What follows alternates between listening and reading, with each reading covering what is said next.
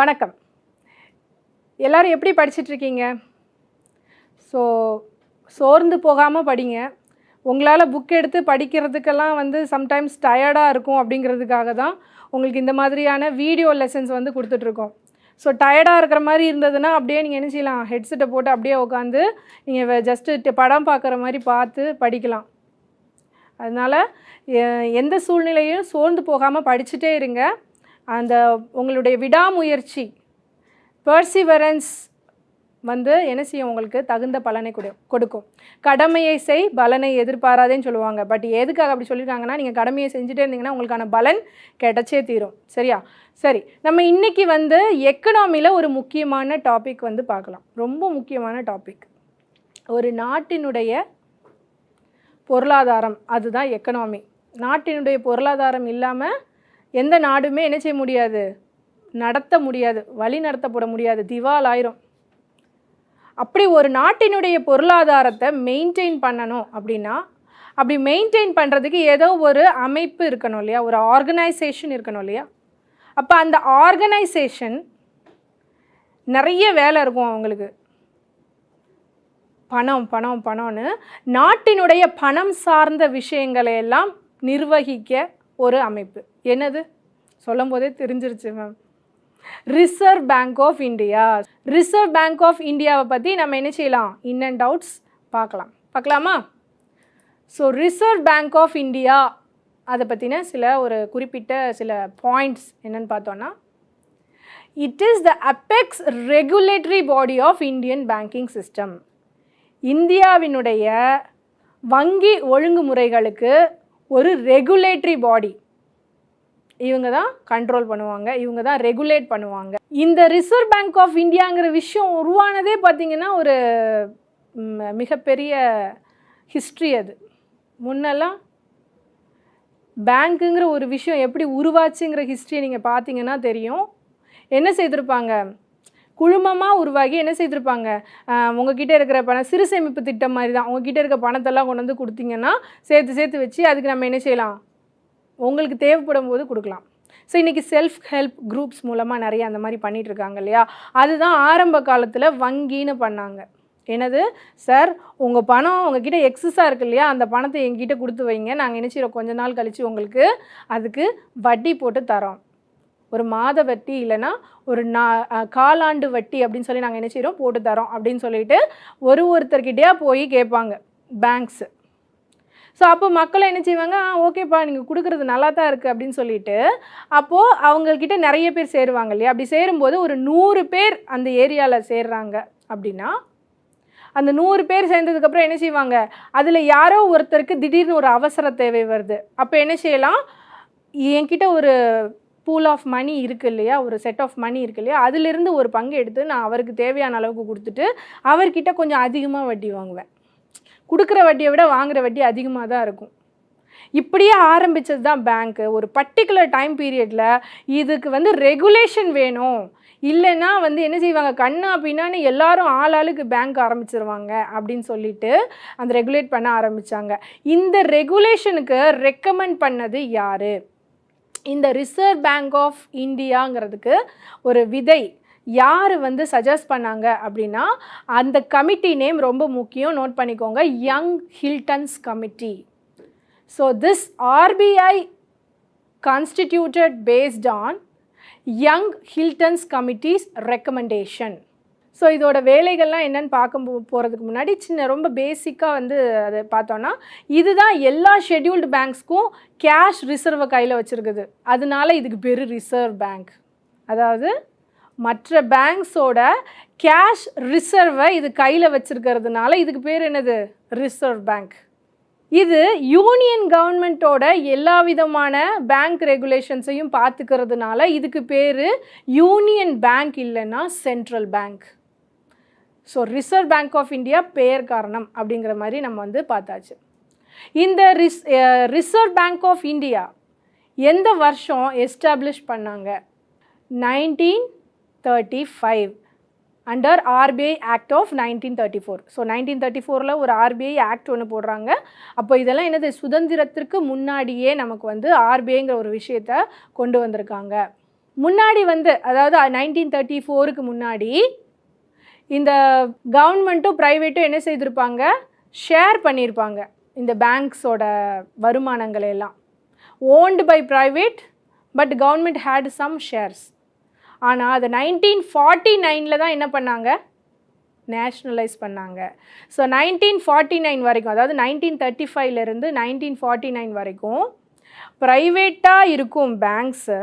அந்த பேங்க்ஸோட வருமானத்தில் ஒரு பகுதியை வந்து கவர்மெண்ட்டுக்கு ஷேராக கொடுப்பாங்க. அதனால அப்படியே போயிட்டே இருந்தது. பட் இதை வந்து நம்ம கவர்மெண்ட்டுக்கு ஏற்ற மாதிரி நேஷ்னலைஸ் பண்ணணும், தேசியமயமாக்கணும்னு சொல்லிட்டு 1949 என்ன செய்திருப்பாங்க, ரிசர்வ் பேங்க் ஆஃப் இந்தியா அதுக்கு கீழே, அந்த ரெகுலேட்டரி பாடிக்கு கீழே நேஷ்னலைஸ் பண்ணியிருப்பாங்க. சரியா? ஸோ இப்போது ரிசர்வ் பேங்க் ஆஃப் இந்தியாவோட அமைப்பு எப்படி இருக்குது அப்படின்னு பார்க்கலாம். ரிசர்வ் பேங்க் ஆஃப் இந்தியாவுக்கு ஒரு கவர்னர் ஒருத்தங்க இருப்பாங்க. Okay. So general superintendence and direction இதெல்லாம் யார் பார்த்துப்பாங்க இந்த ரிசர்வ் பேங்க்குக்கு அப்படின்னா, சென்ட்ரல் போர்ட் ஆஃப் டைரக்டர்ஸ். இந்த சென்ட்ரல் போர்ட் ஆஃப் டைரக்டர்ஸுங்கிற வேர்டை எங்கேருந்து பிடிச்சிருப்பாங்கன்னு நினைக்கிறீங்க? பிட்ஸ் இந்தியா ஆக்டுக்கு முன்னாடி 1784 ஆக்ட் ஆஃப் 1784 என்ன செய்திருப்பாங்க, board of directors. Pitt's India ஆக்டுக்கெல்லாம் முன்னாடி வந்து போர்ட் ஆஃப் டைரக்டர்ஸ்லாம் கிடையாது. இதுக்கப்புறம் தான் என்ன செய்கிறாங்க, போர்ட் ஆஃப் டைரக்டர்ஸ்லாம் கொண்டு வருவாங்க. ஸோ பாலிட்டியிலிருந்து தான் இந்த வார்த்தைகளை வந்து அந்த பிரிட்டிஷ் காலத்திலேருந்து என்ன செய்கிறாங்க, எடுத்துகிட்டு வராங்க. ஸோ இந்த போர்ட் ஆஃப் டைரக்டர்ஸுங்கிற வார்த்தை. So general superintendence and direction are carried by central board of directors. இதே மாதிரி சென்ட்ரல் போர்டு இல்லாமல் ஆர்பிஐக்கு வந்து இன்னும் 4 போர்டு இருக்குது. அது எங்கெங்கெல்லாம் இருக்குது? ஸோ இது எங்கே இருக்குது, டெல்லியில் இருக்குன்னா, இங்கே வந்துட்டு 4 லோக்கல் போர்ட்ஸ் வந்து எங்கே இருக்குது, சென்னை, மும்பை, கல்கத்தா அண்ட் நியூ டெல்லி. இப்போ நம்ம பார்க்க போகிறது என்னென்னா preamble of the reserve bank. So ப்ரியாம்பிள்னா என்னன்னு சொல்லுவோம், முகவுரைங்கிற மாதிரி தான். ஸோ ரிசர்வ் பேங்க்கோட அப்ஜெக்டிவ் என்ன, what is the objective of reserve bank அப்படிங்கிறது தான் ப்ரியாம்பிள். It describes the basic functions. என்னது, to regulate the issue of bank notes, to regulate the issue of bank notes and keeping of reserves with a view to securing monetary stability in India. So keywords alla note பண்ணிக்கோங்க. Monetary stability in India and generally to operate the currency and credit system of the country to its advantage. சிம்பிளாக சொல்லணும்னா bank notes இஷ்யூவை regulate பண்ணணும், monetary ஸ்டெபிலிட்டியை secure பண்ணணும், currency and credit சிஸ்டத்தை operate பண்ணணும். இந்த 3 விஷயம்தான். ஸோ இதுதான் objective of the reserve bank அப்படின்னு சொல்லியிருக்காங்க. ஸோ இப்போ நம்ம வந்து ஃபங்க்ஷன்ஸ் ஆஃப் ஆர்பிஐ, ஆர்பிஐயோட வேலை என்னென்ன அப்படின்னு சொல்லி பார்க்கலாம். It have 2 kind of functions like monetary function and general functions. First நம்ம வந்து என்ன செய்யலாம், மானிட்டரி ஃபங்க்ஷன்ஸ் என்னென்ன மாதிரியான மானிட்டரி ஃபங்க்ஷன்ஸ் இருக்குது அப்படின்னு சொல்லி பார்க்கலாம். மானிட்டரி ஃபங்க்ஷன் அப்படின்னா என்ன, first those concerned duly with money, money சம்மந்தப்பட்டிருந்தால் அது monetary function. Issue of money, quantity of money, control of money supply.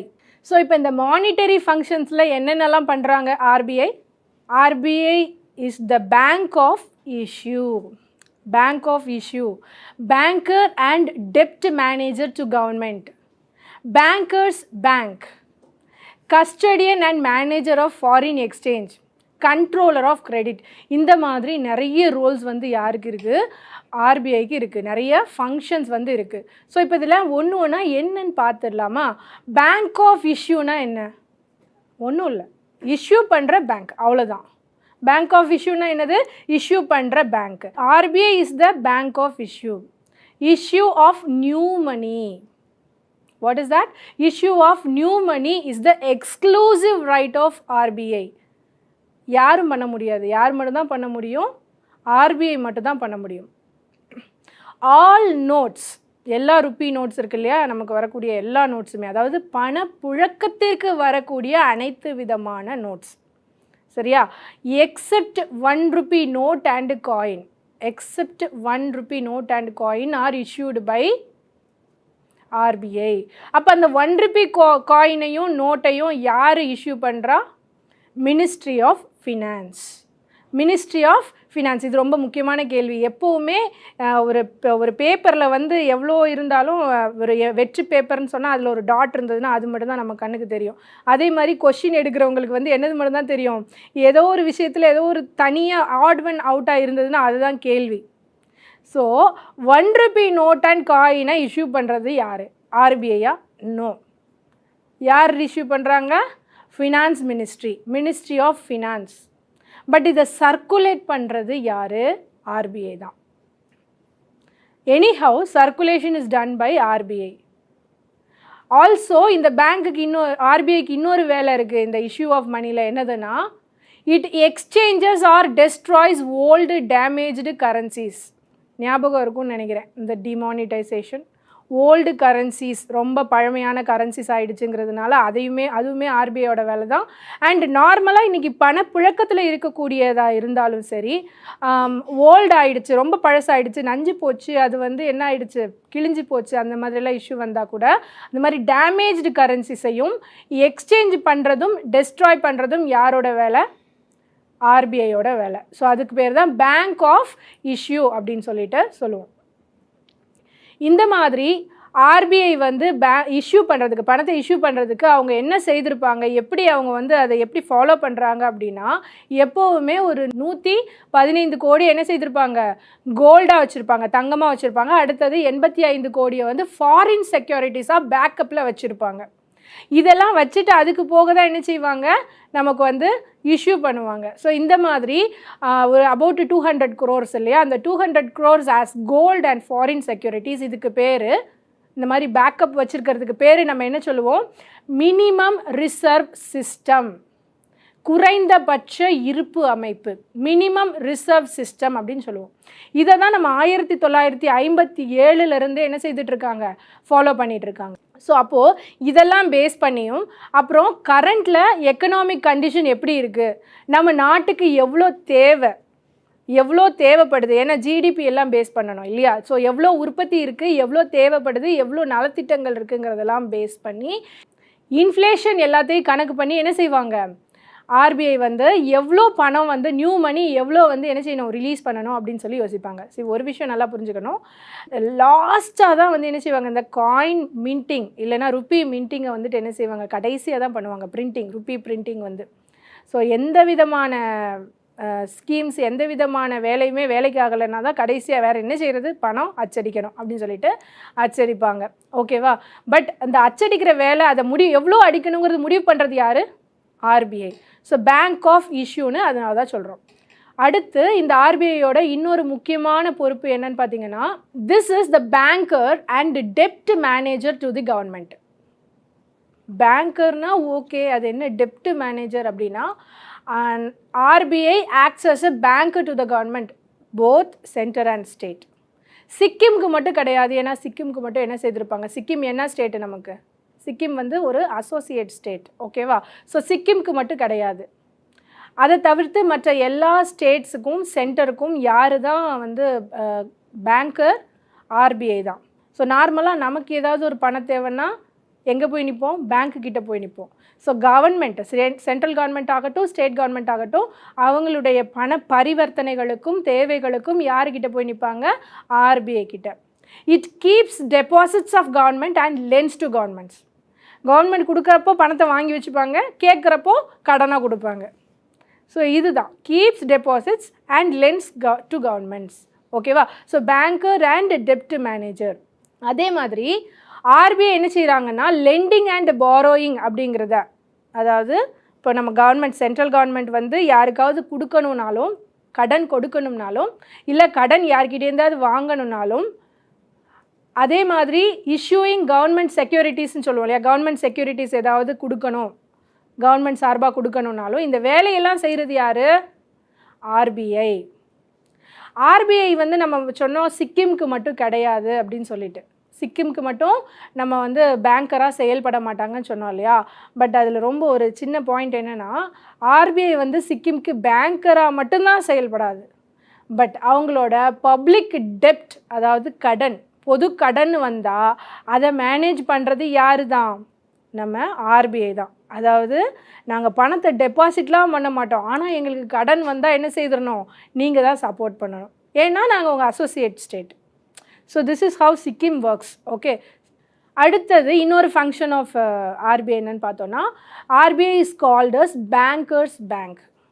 நம்ம இதுக்கு முன்னாடி என்ன ஸ்லைடில் என்ன பார்த்தோம், பேங்கர் ஆஃப் கவர்மெண்ட், இப்போது பேங்கர் ஆஃப் பேங்க் அப்படின்னு பார்க்குறோம். அப்படின்னா ஸோ நமக்கு உடம்பு சரியில்லைன்னா நம்ம டாக்டர்கிட்ட போவோம், டாக்டருக்கே உடம்பு சரியில்லைன்னா யார்கிட்ட போவாங்க அப்படின்னு நம்ம வந்து ஒரு வழக்கமான ஜோக் இருக்கும் இல்லையா, அதே மாதிரி தான் நமக்கு பண தேவை இருந்தால் பேங்க்கு கிட்டே போகலாம், பேங்க்குக்கே பண தேவைன்னா அவங்க யார்கிட்ட போவாங்க, ஆர்பிஐ கிட்டே போவாங்க. RBI is the banker of all banks. சரியா? ஸோ இவங்க என்ன செய்வாங்க, ஆர்பிஐ மற்ற பேங்க்ஸ் எல்லாம் எப்படி செயல்படணும்னு சொல்கிறதெல்லாம் அப்புறம். பட் இவங்க கேஷ் ரிசர்வ் ரேஷியோன்னு சொல்லப்படுற மற்ற பேங்க்ஸுக்கு இருக்கக்கூடிய ரூல்ஸ் அண்ட் ரெகுலேஷனில் ஒரு வார்த்தை கேஷ் ரிசர்வ் ரேஷியோ. இது என்ன நம்ம பின்னாடி பார்ப்போம். சரியா? இந்த கேஷ் ரிசர்வ் ரேஷியோவை ரிசர்வாக வச்சிருக்கிறது யார் தான், ஆர்பிஐ தான். ஆர்பிஐ கையில் தான் இருக்கும் மற்ற பேங்க்ஸோட கேஷ் ரிசர்வ் ரேஷியோ, அதாவது பண இருப்பு விகிதம். It provides financial assistance to bank against mortgaged securities. அடமான பத்திரங்கள் மாதிரி ஏதாவது அவங்க வந்து செக்யூரிட்டிஸ் வாங்கி வைக்கிறாங்க அப்படின்னு வச்சுக்கோங்க. ஸோ நிறைய பேர் வந்து அடமான பத்திரம்லாம் கொடுத்துட்டு கடன் வாங்குறாங்க அப்படின்னா, அப்போ பேங்க் கையில் வந்து பணம் அதிகமாக இருக்காதுங்கிற பட்சத்தில் அந்த பத்திரங்களை எல்லாம் ஆர்பிஐ கிட்ட கொடுத்துட்டு அதுக்கு என்ன செய்வாங்க, ஃபினான்ஷியல் அசிஸ்டன்ஸ் யார் கொடுப்பாங்க, நம்ம ஆர்பிஐ கொடுப்பாங்க. அதே மாதிரி பில்ஸ் ஆஃப் எக்ஸ்சேஞ்ச், பரிமாற்ற பில்கள்னு சொல்லுவோம். பில்ஸ் ஆஃப் எக்ஸ்சேஞ்ச், ஏதோ சேஞ்ச் பண்ணுறோம், பில்ஸை வந்து சேஞ்ச் பண்ணுறோம் அப்படின்னா அதுக்கு டிஸ்கவுண்ட் போடுவாங்க. அவங்களுக்கு வந்து வட்டியில் ஒரு தள்ளுபடி தர்றது, அந்த மாதிரியான சில சேவைகள் வந்து யார் பண்ணுவாங்க, ஆர்பிஐ பண்ணுவாங்க. Simply said banker of bank, அவ்வளோதான். பேங்க்குக்கு ஒரு பேங்க்குன்னா அது நம்ம ஆர்பிஐ தான். சரியா? அதுக்கப்புறம் இப்படி எல்லாமே பேங்க்ஸாக இருந்தாலும் சரி, கவர்மெண்ட்டாக இருந்தாலும் சரி, நம்ம ஆர்பிஐக்கு ஒரு முக்கியமான வேலை ஒன்று இருக்குதுங்க. அது என்னென்னா, அந்த டெர்மினாலஜி வந்து நம்ம என்ன சொல்லுவோம்னா lender of the last resort. அப்படின்னா ஸோ பேங்க்ஸும் சரி மற்ற ஃபினான்ஷியல் இன்ஸ்டிடியூஷன்ஸும் சரி என்ன செய்வாங்க, அவங்கவுங்களுக்குள்ளேயே பணம் வாங்கிப்பாங்க அப்படின்னு சொன்னோம் இல்லையா. ஸோ அப்படி அவங்கவுங்களுக்குள்ளேயே பணம் வாங்கிக்கிறது மூலமாக மார்க்கெட்டில் எனஃப் லிக்விடிட்டி இருக்கும், மணி சப்ளை இருக்கும். So liquidity is known as money supply. ஓகேவா? மணி சப்ளை இருக்கும். இப்போ இந்த ஆர்பிஐ தான் என்ன செய்யுது, அந்த மணி சப்ளையை ஃபெசிலிட்டேட் பண்ணி ரெகுலேட் பண்ணும். They facilitate and regulates it. So lender of last ரிசார்ட்னு சொன்னால் அதுதான். ஸோ நமக்கு திடீர்னு ஒரு லிக்விடிட்டி க்ரன்ச் ஏற்படுதுன்னு வச்சுக்கோங்க. What is mean by liquidity crunch? So ஒரு பேங்க்குக்கு எப்படி லிக்விடிட்டி க்ரன்ச், ஒரு கவர்மெண்ட்டுக்கு லிக்விடிட்டி க்ரன்ச் வரணும், ஒரு பொருளாதாரத்தில் லிக்விடிட்டி க்ரன்ச் வரணும்னா உங்களுக்கு ரீசெண்டாக உள்ள எக்ஸாம்பிளை நம்ம வந்து பார்த்துக்கலாம். இந்த கோவிட்-19 வந்தப்போ மக்கள் கையில் யாருக்கிட்டையுமே பணம் கிடையாது, முதலாளிகள் வந்து சம்பளத்தை முழுசாக கொடுக்கல. ஸோ ஆனால் விலைவாசியும் ஏறிக்கிட்டே இருந்தது, கவர்மெண்ட் கையிலையும் வந்து அதிகமாக பணம் கிடையாது, உற்பத்தியாளர்கள் குறைவாயிட்டாங்க, செலவினங்கள் அதிகமாகிடுச்சு. இந்த மாதிரியான சூழ்நிலை, வேலை வாய்ப்பும் நிறைய பேருக்கு போயிடுச்சு. ஸோ இந்த மாதிரி ஒரு சூழ்நிலை வந்து பொருளாதாரத்தில் வந்தால் அதை லிக்விடிட்டி க்ரன்ச் அப்படின்னு சொல்லுவோம். ஓகேவா? இதே லிக்விடிட்டி க்ரன்ச் வந்து பேங்க்குக்கு வந்தால் என்ன சொல்லுவோம், பேங்க்குக்கு எப்படி லிக்விடிட்டி க்ரன்ச் வரும் அப்படின்னு சொல்லி பார்த்தீங்கன்னா, ஒரு பேங்க்கு மேலே திடீர்னு ஒரு வதந்தி பரவுதுன்னு வச்சுக்கோங்க. நம்ம மக்களுக்கு வந்து எப்போவுமே ஒரு விஷயம் என்னென்னா, yes of course the banks R regulated under the RBI act, அதுக்கு ஒரு ரெகுலேட்டரி அத்தாரிட்டி இருக்குது, அவங்க வந்து ரிசர்வ் பண்ணி வச்சுருக்காங்க, கேஷ் ரிசர்வ் ரேஷியோ இருக்குது, மர்ஜ் பண்ணாலும் அவங்களுக்கான பணத்துக்கு உத்தரவாதம் இருக்குது, எல்லாமே தெரிஞ்சாலும் சில வதந்திகள் பருவும்போது நம்ம மக்கள் வந்து முதல்ல செய்கிற வேலை என்னது, ஒரு பேங்க் மேலே வந்துட்டு இந்த பேங்க் வந்து ஃபோர்ஜரி பண்ணிட்டாங்க, ஸோ ஒரு பேங்க் ஏ அப்படின்னு சொன்னால் அந்த பேங்க் வந்து ஃபோர்ஜரி பண்ணிட்டாங்க அப்படின்னா அந்த பேங்க்கில் என்ன வேணால் ஆகட்டும் சார், நான் போட்ட பணத்தை போய் எடுத்துடணும். அந்த பேங்க் நல்ல பேங்க்கு கெட்ட பேங்க்கு, திவால் ஆகுது ஆகலை, அதெல்லாம் எனக்கு பிரச்சனையே இல்லை. எனக்கு என்ன வேணும், அந்த நான் போட்ட பணத்தை மட்டும் நான் எடுத்துட்டேன்னா, முதலாளாக எடுத்துட்டோம்னா ஐ ஆம் சேஃப் அப்படிங்கிற மென்டாலிட்டி யாருக்கு உண்டு, எல்லா சிட்டிசன்ஸுக்குமே உண்டு.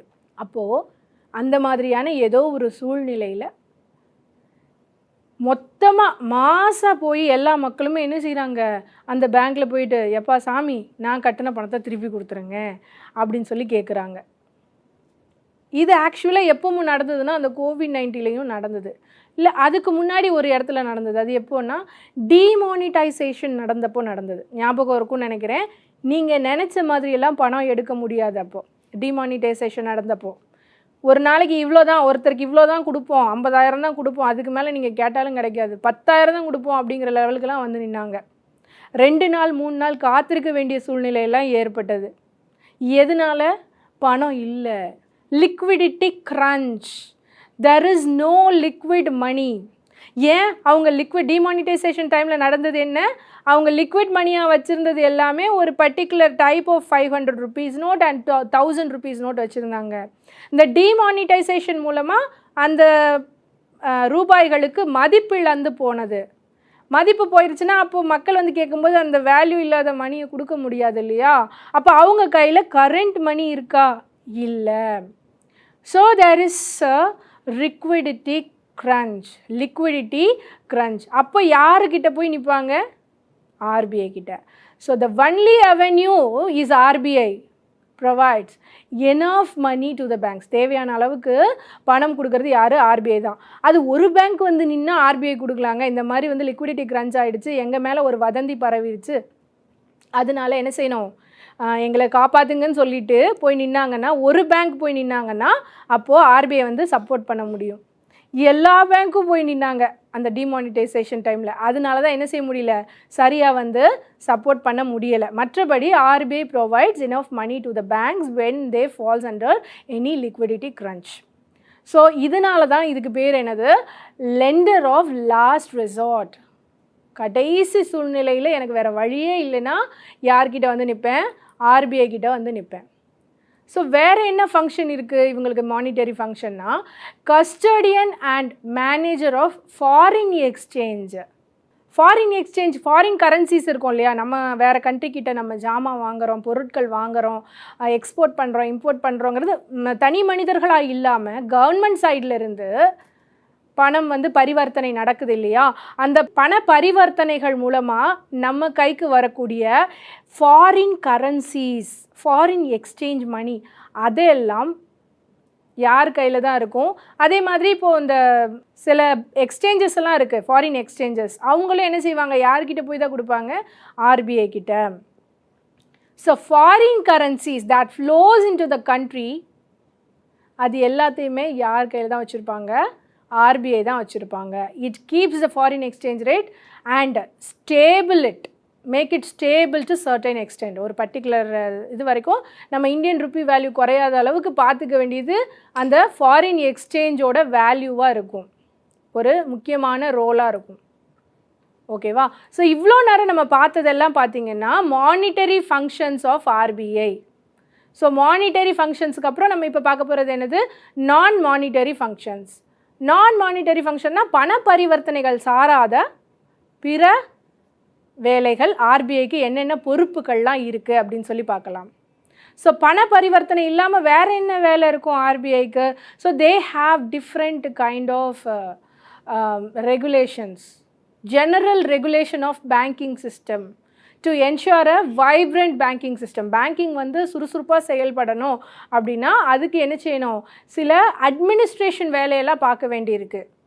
அந்த அட்மினிஸ்ட்ரேஷன் வேலை என்னென்னு பார்க்கலாம். அதை 2 விதமாக பிரிக்கிறோம், supervisory functions and promotional functions. So supervisory ஃபங்க்ஷன்ஸ்னால் என்னென்னா, சூப்பர்வைசர்னால் என்ன? மற்றவங்களை வந்து சூப்பர்வைஸ் பண்ணுறது. Okay, right. அப்போ RBI என்ன சூப்பர்வைஸ் பண்ணும்? நான் பேங்க்கு சார் அப்படின்னு சொல்லிட்டு ஒரு பேங்க் வந்து உருவாகி அந்த ஏரியாவில் உள்ள மக்கள்கிட்டெல்லாம் பணம் வாங்கி அதே மாதிரி வட்டியும் கொடுத்துட்டே இருக்காங்கன்னு வச்சுக்கோங்க. அவங்கக்கிட்ட ப்ராப்பரான லைசன்ஸ் இருக்கா? அவங்க பேங்க்குக்கு ஆக வேண்டிய எல்லா ரூல்ஸ் அண்ட் ரெகுலேஷன்ஸை ஃபாலோ பண்ணி ஒரு பேங்க்காக உருவாகியிருக்காங்களா, இல்லை அது ஒரு போலி வங்கியா அப்படிங்கிறத சூப்பர்வைஸ் பண்ண வேண்டிய வேலை யாரோடது? RBIயோடது. So RBI issues license to banks. It issues policies and guidelines for management and method of working. மட்டும் இல்லை, working, amalgamation, reconstruction and liquidation. So வேலை செய்கிறதுக்கும் ஒரு பேங்க்கு வேலை செய்கிறதுக்கும் அது ரெண்டாக வந்து அமால்கமேஷன்னா 2 இதும் சேர்றது, 2 பேங்க் வந்து சேர்த்துப்பாங்க. திடீர்னு பார்த்தீங்கன்னா ரீசெண்டாக இந்த கனரா பேங்க்கும் சிண்டிகேட் பேங்க்கும் சேர்ந்துச்சு. அந்த மாதிரி ஒரு பேங்க் என்ன செய்வாங்க, மர்ஜ் ஆவாங்க. ஸோ அந்த மாதிரி அமால்கமேஷன் அண்ட் ரீகன்ஸ்ட்ரக்ஷன், நாங்கள் எங்கள் பேங்க்கையே வந்து கொஞ்சம் பேரை மாற்றி புதுசாக பண்ணுறோம், அந்த மாதிரி ரீகன்ஸ்ட்ரக்ட் பண்ணுறது.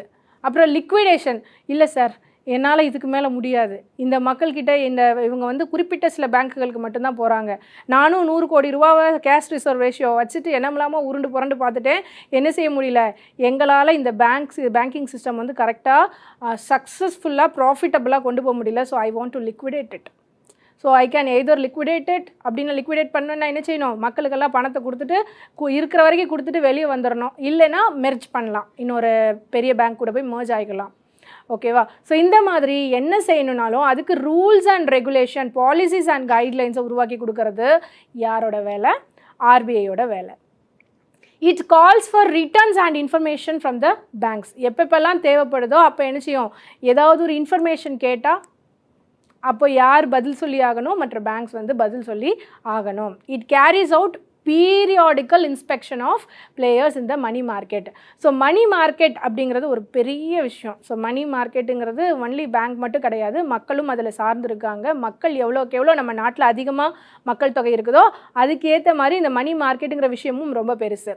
ஓகேவா? ஆனால் இந்த மணி மார்க்கெட் சரியாக தான் செயல்படுதா, இன்ஃப்ளேஷனுக்கு ஏற்ற மாதிரி தான் நம்ம வந்து வட்டியெல்லாம் வச்சுருக்கோமா, ரேட் ஆஃப் இன்ட்ரெஸ்ட் எல்லாம் கரெக்டாக இருக்குதா, இந்த மாதிரி எல்லாத்தையும் பீரியாடிக்கலாக இன்ஸ்பெக்ட் பண்ணுறது யார், அதுக்கு பேர் தான் சூப்பர்வைசரி ஃபங்க்ஷன்ஸ் அப்படின்னு சொல்லியிருப்போம். ஸோ இந்த மாதிரி பீரியாடிக்கலாக இன்ஸ்பெக்ட் பண்ணுறது யாரோட வேலை, ஆர்பிஐயோட வேலை. ஸோ ப்ரொமோஷனல் ஃபங்க்ஷன்ஸ்னால் என்ன சொல்லுவோம், சிம்பிளாக இந்தியன் ஃபினான்ஷியல் சிஸ்டத்தை வந்து இன்னும் கொஞ்சம் ப்ரமோட் பண்ணணும், அதாவது இன்னும் கொஞ்சம் டெவலப் பண்ணணும் அப்படி சொல்லலாமா. அந்த மாதிரி டெவலப் பண்ணுறதுக்கு நம்ம என்ன செய்ய போகிறோம், விதவிதமான திட்டங்களை எல்லாம் அமல்படுத்த போகிறோம், நிறைய ஸ்கீம்ஸ் எல்லாம் போடுவோம். கைண்ட் ஆஃப் பிரான்ச் எக்ஸ்பேன்ஷன், கிளைகளை வந்து வங்கி கிளைகளை வந்து என்ன செய்கிறது, விரிவுபடுத்துறது. Promotes banking habit of people. Banking habit of பீப்புளை எப்படி ப்ரொமோட் பண்ணுறது, it establishes and promotes new specialized agencies. இந்த மாதிரி எப்படி வந்து நம்ம பிரான்ச் எக்ஸ்பேண்ட் பண்ணுறது, மக்களினுடைய பேங்கிங் ஹேபிட் எப்படி வளர்க்குறது, பேங்கிங் ஹேபிட்டை வளர்க்குறதா, இது என்னடா புதுசாக இருக்குது வித்தியாசமாக இருக்குது அப்படின்னா ஜன் தன் யோஜனா அப்படிங்கிறது உங்களுக்கு எல்லாருக்குமே ஞாபகம் இருக்கும் இல்லையா. அப்போ ஜன் தன் யோஜனா வச்சுருக்கிறவங்களுக்கு வந்துட்டு ஒரு இன்சூரன்ஸ் பாலிசி, ஒரு லைஃப் இன்சூரன்ஸ் பாலிசி வந்து நாங்கள் என்ன செய்கிறோம், ஃப்ரீயாக கொடுக்குறோம். ஸோ இந்த ஜன்தன் யோஜனா மூலமாக நீங்கள் பேங்க் அக்கௌண்ட் க்ரியேட் பண்ணியிருந்தீங்கன்னா ஆட்டோமேட்டிக்காக உங்களுக்கு ஒரு லைஃப் இன்சூரன்ஸ் பாலிசி வந்து ஆட் ஆயிரும். அப்போ என்ன செய்வாங்க, எல்லா மக்களும் ஓடி போய் என்ன செய்வாங்க, பேங்க் அக்கௌண்ட் ஓப்பன் பண்ணுவாங்க. ஸோ அனைவருக்கும் வங்கி திட்டம், வங்கி கணக்கு திட்டம்ங்கிற மூலமாக என்ன செய்திருந்தாங்க, அதை இம்ப்ரூவ் பண்ணியிருந்தாங்க. ஸோ இந்த மாதிரியான ப்ரமோஷனல் ஃபங்க்ஷன்ஸுக்கு, இந்தியன் ஃபினான்ஷியல் சிஸ்டத்தோட ப்ரமோஷனல் ஃபங்க்ஷன்ஸுக்கு என்ன செய்வாங்க, ஆர்பிஐ வந்து சப்போர்ட் பண்ணுவாங்க. ஸ்பெஷலைஸ்டு ஏஜென்சிஸ், நியூ ஸ்பெஷலைஸ்டு ஏஜென்சிஸ்னால் என்னெல்லாம் சொல்லலாம், இந்த பேமெண்ட் பேங்க்ஸ்னு இப்போல்லாம் ரீசெண்டாக வருது. உங்களுக்கு தேவை ஒரே ஒரு bank account, a linked mobile number, a linked Aadhaar card, இது 3 இருந்தால் போதுமா, ஆதார் கார்டை கூட கேட்குறது இல்லை, பேங்க்குக்கு ஆதார் கார்டு வேணும், இங்கே வந்து உங்களுக்கு ஒரு பேமெண்ட் பேங்க்குக்கு என்ன வேணும், மொபைல் நம்பர் வேணும், மொபைல் நம்பரும் அக்கௌண்ட்டும் வேணும், 2 மட்டும் இருந்தால் போதும். யாருக்கு வேணால் எங்கேருந்து வேணால் நீங்கள் பணத்தை அனுப்பவும் பெறவும் செய்யலாம். இந்த மாதிரியான ஸ்பெஷலைஸ்டு ஏஜென்சிஸ் மூலமாக என்ன செய்கிறாங்க, ப்ரொமோஷனல் ஃபங்க்ஷன்ஸ், இந்தியன் ஃபினான்ஷியல் சிஸ்டத்தை வந்து ப்ரொமோட் பண்ணுறாங்க.